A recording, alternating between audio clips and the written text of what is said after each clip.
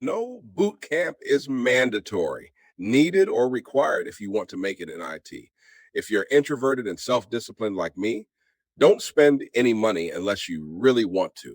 Paying is not bad if you can afford it and it's valuable to you. But what if there was a different way? I started from the bottom. No one taught me what path to take.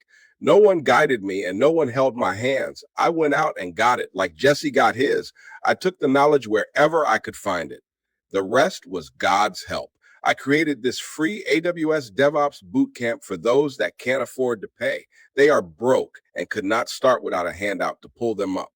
They have drive, initiative, and discipline, but no money, regardless of country, neighborhood, or background. If you have the hustle, everyone should have a fair chance. You can change your own destiny if you hustle.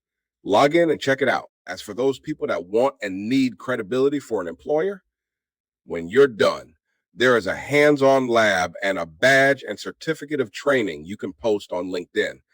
I hope this helps change someone's life.